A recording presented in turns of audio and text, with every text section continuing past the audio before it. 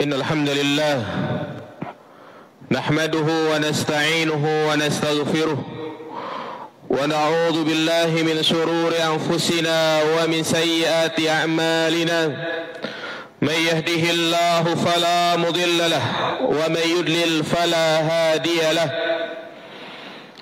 أشهد أن لا إله إلا الله وحده لا شريك له وأشهد أن محمدا عبده ورسوله لا نبي بعده اللهم صل على محمد وعلى آل محمد قال الله تعالى في القرآن الكريم يا أيها الذين آمنوا اتقوا الله حق تقاته ولا تموتن إلا وأنتم مسلمون وقال النبي صلى الله عليه وسلم فإن أصدق الحديث كتاب الله وخير الهدي هدي محمد صلى الله عليه وسلم وشر الأمور محدثاتها فإن كل محدثة بدعة فإن كل بدعة ضلالة وكل ضلالة في النار أما بعد أيها الإخوة rahimani wa rahimakumullah, jamaah salat Jumat yang dirahmati Allah Subhanahu wa taala.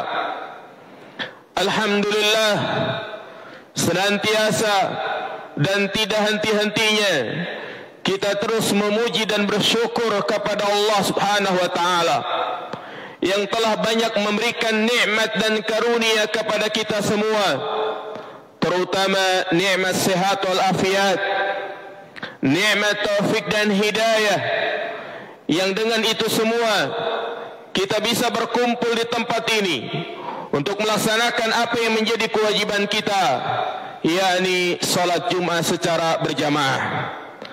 Dan marilah kita wujudkan ungkapan syukur kita kepada Allah dengan meningkatkan keimanan dan ketakwaan kepadanya. Jamaah salat Jumat yang dirahmati Allah Subhanahu wa taala,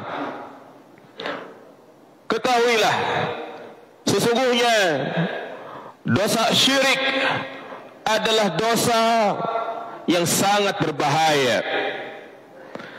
Ia adalah dosa yang paling besar, kezaliman yang teramat besar. Rasulullah SAW menyampaikan, ala unabbi'ukum bi akbaril kabair, maukah kalian aku tunjukkan dosa besar yang paling besar? Beliau mengatakan al-isyraku billah, yakni menyekutukan Allah Subhanahu wa taala. Ia adalah dosa yang tidak akan diampuni apabila pelakunya meninggal dalam keadaan tidak bertaubat kepada Allah. Inna Allah la yaghfiru ayyushraka bihi wa yaghfiru ma duna dzalika liman yasha. Sesungguhnya Allah tidak akan mengampuni dosa kesyirikan dan akan mengampuni dosa selain kesyirikan sesuai dengan apa yang dikehendakinya. Ia adalah dosa yang bisa menggugurkan semua amal ibadah, baik itu ibadah badaniyah maupun ibadah maliyah. Allah berfirman, la in asyrakta la yahbatanna amaluka wa la takunanna minal khasirin. Jika engkau menyekutukan Allah Subhanahu wa taala, maka gugurlah, terhapuslah amal ibadah yang telah engkau lakukan. Jamaah salat Jumat yang dirahmati Allah Subhanahu wa taala, kenapa syirik merupakan dosa yang sangat besar? Karena dosa syirik sama saja menciderai apa yang menjadi hak istimewa Allah Subhanahu wa taala. Karena Allah adalah satu-satunya zat yang berhak untuk diibadahi, satu-satunya zat yang berhak untuk disembah. Maka siapa saja yang beribadah kepada selain Allah, dia takut kepada selain Allah, berarti dia telah terjerumus ke dalam kezaliman yang amat besar. Inna syirka la zulmun azim. Sesungguhnya kesyirikan merupakan kezaliman yang sangat besar. Jamaah salat Jumat yang dirahmati Allah Subhanahu wa taala, di antara bentuk kesyirikan yang banyak orang menganggap itu sebagai kearifan lokal, tradisi, yang ini merupakan bentuk menyekutukan Allah Subhanahu wa taala. Namun kebanyakan orang melegalkan atau bahkan mereka tidak ingin meninggalkan perbuatan tersebut, yakni tumbal atau sesajen.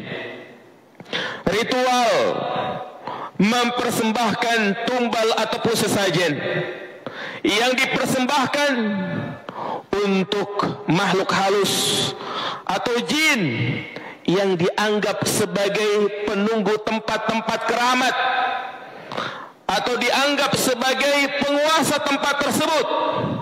Ini merupakan bentuk syirik besar yang bisa jadi menyebabkan pelakunya keluar dari Islam, yang menyebabkan amal ibadah terhapus begitu saja. Kebiasaan buruk ini pernah dilakukan oleh orang-orang jahiliyah. Makanya Allah Subhanahu wa taala memperingatkan perbuatan tersebut, bahkan mengecam tatkala mereka takut kepada bangsa jin, ketika mereka mengagungkan berlindung kepada bangsa jin.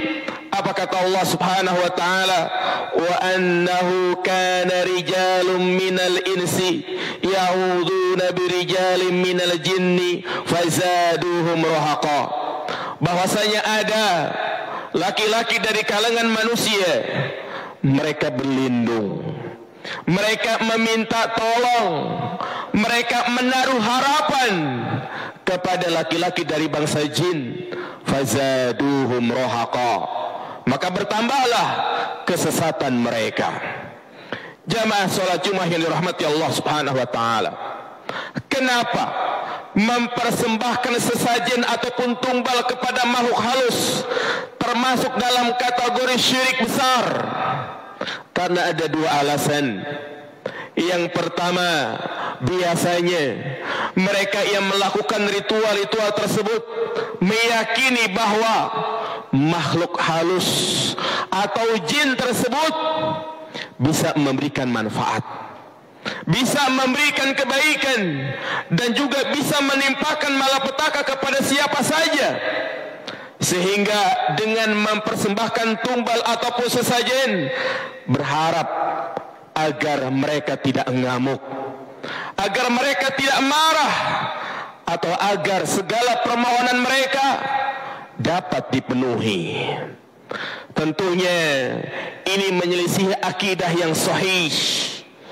Padahal kita sebagai seorang muslim, sebagai seorang hamba yang beriman, wajib mentauhidkan Allah dalam hal rububiyah dan juga dalam hal uluhiyah. Artinya, seorang mukmin meyakini bahwa tidak ada yang memiliki kemampuan untuk mendatangkan manfaat atau yang mampu untuk menghilangkan bala, malapetaka, kecuali hanya Allah semata. Sebagaimana Allah berfirman, wa iyamsaskallahu bidurrin fala kashifa lahu illa hu wa iyuridka bi khairin fala rada li fadlih. Apabila Allah Subhanahu wa taala menimpakan bencana, madarat, maka tidak ada yang mampu untuk menghilangkan madarat tersebut kecuali Allah Subhanahu wa taala. Dan apabila Allah menghendaki kebaikan kepada seseorang, maka tidak ada yang menolak kebaikan tersebut. Maka seharusnya sebagai seorang mukmin, ketika dia mendapatkan nikmat, misalnya hasil panen yang melimpah atau juga hasil nelayan yang banyak, hendaknya dia bersyukur kepada Allah Subhanahu wa taala. Hendaknya dia menggunakan nikmat-nikmat tersebut untuk bersedekah, berinfak, menyantuni anak yatim, memberikan bantuan kepada fakir miskin, bukan dengan melakukan ritual-ritual seperti itu. Demikian pula tatkala terjadi suatu bencana malapetaka, gunung meletus, tanah longsor, banjir bandang, tsunami atau bencana-bencana lainnya, seharusnya dia kembali kepada Allah, bertaubat kepada Allah, memperkuat tawakal kepada Allah Subhanahu wa taala. Itulah yang diajarkan oleh Nabi SAW. Karena pada hakikatnya bencana yang menimpa umat manusia itu disebabkan karena maksiat, perbuatan dosa. Apa kata Allah Subhanahu wa taala? "Dhaharal fasadu fil barri wal bahr bima kasabat aydin nas." Telah nampak kerusakan di muka bumi ini, baik di darat maupun di laut, itu disebabkan karena ulah tangan manusia. Dan telah terbukti dalam sejarah, bagaimana kalau kita membaca kisah-kisah yang ada di dalam Al-Quran, Allah binasakan umat-umat terdahulu, Allah tenggelamkan kaumnya Nabi Nuh, Allah binasakan kaum Samud, kaum Ad. Allah kirim teriakan yang sangat keras yang memotong jantung-jantung mereka. Allah balik permukaan tanah menjadi di bawah, yang menimpa kaumnya Nabi Lut. Faj'alna 'aliha safilaha wa amtarna 'alaihim hijaratan min sijil. Kami jadikan permukaan bumi yang di atas menjadi di bawah. Bukan hanya itu, kami hujani mereka dengan batu. Kenapa ini terjadi? Kalau kita cermati, kalau kita perhatikan, disebabkan karena mereka durhaka kepada Allah, disebabkan karena mereka menyekutukan Allah Subhanahu wa taala. Maka hendaknya sebagai seorang muslim, ketika dia ditimpa musibah, untuk lebih dekat lagi kepada Allah, bukan malah mempersembahkan tumbal sesajen kepada makhluk halus, kepada jin yang dianggap berkuasa di tempat tersebut. Kemudian yang kedua, kenapa tumbal sesajen ini dianggap sebagai bentuk kesyirikan? Karena yang namanya menyembelih hewan, baik itu menyembelih ayam, kambing, kerbau, sapi atau yang semisalnya, adalah bentuk ibadah yang sangat agung. Maka jika memang berkurban, menyembelih adalah bentuk ibadah, maka hanya boleh ditujukan kepada Allah Subhanahu wa taala. Tidaklah kita mencermati firman Allah Subhanahu wa taala, "Fasholli li rabbika wanhar." Maka salatlah dan sembelihlah untuk Rabbmu. Dan juga Allah mengatakan, "Qul inna salati wa nusuki wa mahyaya wa mamati lillahi rabbil alamin." Katakanlah, sesungguhnya salatku, sembelihanku, hidupku, matiku hanya untuk Allah Subhanahu wa taala.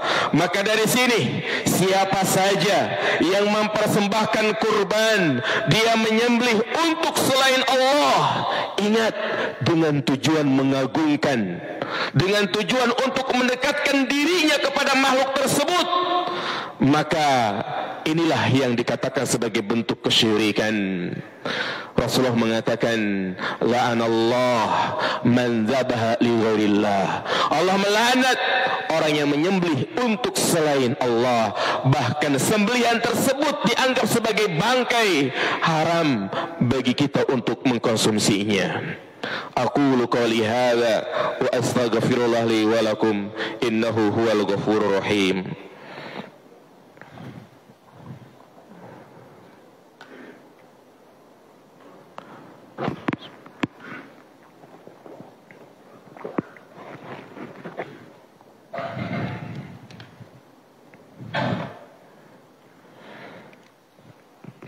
Alhamdulillah, wassalatu wassalamu ala rasulillah wa ala alihi wa sahbihi wa mawallah. Ashhadu an la ilaha illallah wahdahu la syarika lah, wa ashhadu anna muhammadan abduhu wa rasuluh la nabiyya ba'dah. Allahumma salli ala Muhammad wa ala ali Muhammad. أيها الإخوة A'azzani Allahu wa iyyakum jami'an. Jamaah salat Jumat yang dirahmati Allah Subhanahu wa taala, penting sekali untuk diingatkan bahwa faktor utama yang menjadikan besarnya keburukan perbuatan ini, yaitu tumbal ataupun sesajen, bukanlah semata-mata karena besar atau kecilnya kurban yang dipersembahkan kepada selain Allah, tetapi karena besarnya pengagungan dan ketakutan dalam hati orang yang mempersembahkan kepada selain Allah Subhanahu wa taala. Tidaklah kita ingat di mana Nabi SAW menjelaskan bahwa ada seseorang yang masuk neraka karena seekor lalat, dan satunya lagi masuk surga karena seekor lalat. Ketika dia melakukan safar, kemudian tiba di suatu kampung di mana penduduk kampung tersebut tidak mempersilahkan mereka jalan sampai mereka berkurban. Kemudian penduduk kampung tersebut mengatakan kepada salah satunya, "Qarib, berkurbanlah untuk berhala kami." Orang ini mengatakan, "Kami tidak mendapati apa yang bisa kami sembelih." Maka penduduk kampung tersebut mengatakan, "Qarib walau zubaban, berkurbanlah walaupun dengan seekor lalat." Maka orang ini pun berkurban dengan seekor lalat, dan akhirnya dia pun dipersilahkan jalan. Apa kata Nabi SAW? Huwa finnar, dia di neraka. Satunya lagi, dia menolak untuk berkurban walaupun dengan seekor lalat. Akhirnya orang ini pun dibunuh, dan Nabi mengatakan, fadakhalal jannah, orang ini pun masuk ke dalam surga. Ini menunjukkan kepada kita jamaah sekalian, apapun yang dia sembelih, baik itu sapi, kambing, kerbau, ayam, atau yang sejenisnya, kalau memang diperuntukkan kepada selain Allah, di mana dia mengagungkan atau juga mendekatkan dirinya kepada makhluk-makhluk halus tersebut, maka ini termasuk dalam kategori syirik. Jamaah salat Jumat yang dirahmati Allah Subhanahu wa taala, kita memohon kepada Allah agar kita terhindar dari dosa-dosa syirik yaitu dianggap biasa, dosa-dosa syirik yaitu dianggap budaya ataupun kearifan lokal. Ingat jamaah sekalian, bukannya kita tidak cinta kepada kearifan lokal, bukannya kita tidak cinta kepada tradisi yang ada di negeri kita, tidak. Wallahi, kita sangat cinta kepada tradisi yang ada di negeri kita, karena memang Indonesia adalah negeri yang memiliki ciri khas tersendiri, memiliki tradisi-tradisi yang berbeda dengan negara-negara yang lainnya.